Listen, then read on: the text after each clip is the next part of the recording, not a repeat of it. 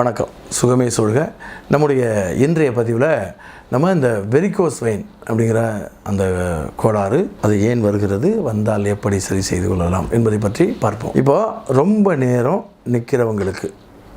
நிற்கிற வேலை செய்பவர்களுக்கு அல்லது ரொம்ப தூரம் நடப்பவர்களுக்கு இந்த வெரிகோஸ் வெயின் எளிமையாக வந்துடுதுன்னு சொல்கிறாங்க. ஆக்சுவலாக என்னென்னா, நம்ம இரத்த ஓட்டம் வந்துட்டு ஃப்ளூவெண்ட்டாக போயிட்டு திரும்ப முடியாமல் அங்கேயே தேங்கிடுது சமயத்தில்.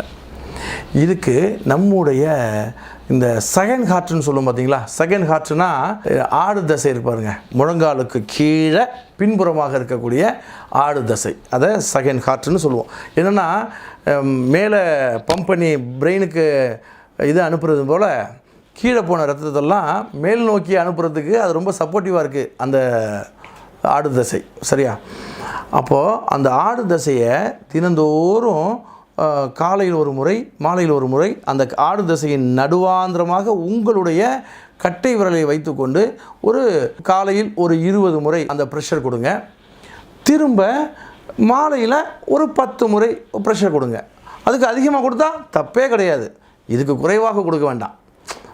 காலையில் ஒரு 20 முறைக்கு குறையாமல் கொடுங்க, மாலையில் ஒரு 10 முறைக்கு குறையாமல் அந்த ப்ரெஷரை கொடுங்க.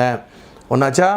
அடுத்து வந்துட்டு இந்த சரி அவங்களுக்கு வந்துருச்சு வெரிகோஸ் வெயின் கோளாறு வந்துருச்சு, அங்கங்கே வந்து நரம்பு சுருட்ட ஆரம்பிச்சிருச்சு, நரம்பு தடிக்க ஆரம்பிச்சிருச்சு, அந்த ரத்தம் தேங்குவதால் உண்டாகக்கூடிய வீக்கம் உருவாயிடுச்சு. சரி, இதை இப்போ சரி பண்ணிக்கொள்ள முடியுமா அப்படின்னா பண்ணிக்கொள்ள முடியும். இன்றைக்கும் அதுக்கு அறுவை சிகிச்சை பண்ணி அந்த நரம்பை தூக்கி வெளில போட்டுடலாம் அப்படின்னு சொல்லி ஒரு தீர்வு இருக்குது இன்றைக்கும் நடைமுறையில். ஆனால் அது வேண்டாம். அது இல்லாமலேயே எளிமையாக ரொம்ப சொற்ப காலத்தில் 20 நாளுக்குள்ளே முழுமையாக குணமாகக்கூடிய வாய்ப்பு இருக்குது. என்னென்னு கேட்டிங்கன்னா, இங்கே பாருங்களேன், மீண்டும் இதே இன்ஸ்ட்ருமெண்ட் தான். இதை எடுத்து என்ன செய்கிறோம் பாருங்கள். இப்போ அந்த குதிகாலில் பள்ளம் போல் இருக்கும், என்ன பாருங்களேன். இப்போ இந்த பள்ளத்தில் என்ன செய்யுங்க, இந்த பேனாவை வச்சு அப்படி வந்துட்டு மேல் நோக்கி கட்டை விரலில் நோக்கி மேல் நோக்கி இழுங்க. கீழே வச்சு குதிகாலில் அந்த இடத்துக்கு வச்சு மேல் நோக்கி இழுக்கணும், ஸ்பீடாக இழுக்கணும். Few second. ஃபஸ்ட்டு ஒரு கூச்ச உணர்வு வரும், கூச்ச உணர்வு போயிட்டு அதுக்கப்புறம் வந்துட்டு வலிக்குதுன்னு சொல்லுவாங்க. வலி வந்துருச்சுன்னா விட்டுறலாம், அதெல்லாம் ஃபியூ செகண்டுக்குள்ளே நிகழ்ந்துடும். ஃபஸ்ட்டு கூச்சுதும்பாங்க, ஒரு 2 மணி வாட்டி கூட இழுக்கும்போது வலிக்குதுன்றவங்க விட்டுறலாம். இப்படி 2 காலையும் செஞ்சு விட்ருங்க. காலையில் ஒரு முறை, ஈவினிங்கில் ஒரு முறை செய்யுங்க. கண்டிப்பாக 100க்கு 100 நான் வந்துட்டு இப்போ ப்ராமிஸ் பண்ணி சொல்கிறேன், ஒழுங்காக அதை பண்ணிட்டீங்க, அவங்க வலிக்குதுன்னு சொல்கிற அளவுக்கு பண்ணிவிட்டு காலை மாலை பண்ணிவிட்டு விட்டிங்கன்னா 20 நாளில் எவ்வளோ பெரிய வெரிகோஸ் வெயினும் காணாமல் போயிடுங்க. இது உள்ளங்கால் வெள்ளை வர்மம்னு பேர். இந்த வர்ம பிரயோகத்துக்கு பேர் உள்ளங்கால் வெள்ளை வர்மம்னு பேர்.